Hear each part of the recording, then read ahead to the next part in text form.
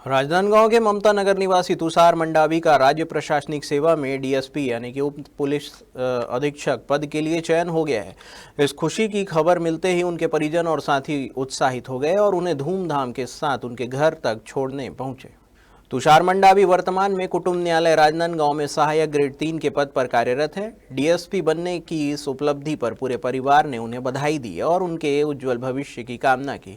उनकी इस सफलता से न केवल परिवार बल्कि आसपास के समाज में भी खुशी की लहर देखी जा रही है।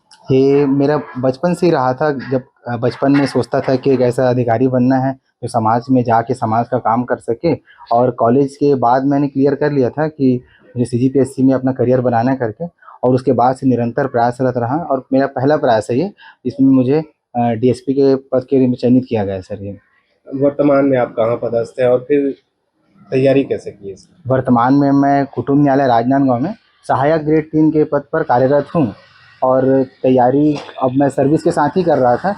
तो इसमें सर्विस के साथ करते करते जो हमारे प्रशासनिक अधिकारी थे श्री जयेंद्र बारसे सर, उनका विशेष सहयोग रहा है। उन्होंने एक व्यक्तिगत तौर पर मुझे सहयोग और प्रेरित किया है, तो सर्विस में उनका बड़ा योगदान रहा मुझे सहयोग करने में। जी, सीजीपीएससी में आपके पुत्र को बड़ी उपलब्धि मिली है।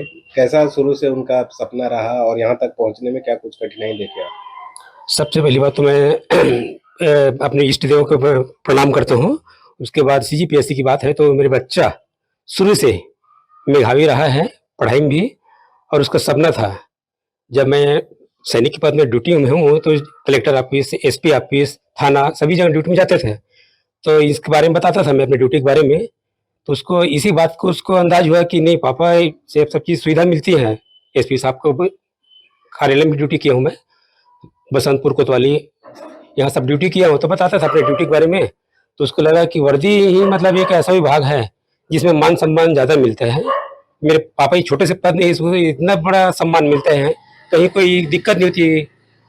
तो इसी सोच के ये लड़का पुलिस विभाग का सौंपा है, सोचा है।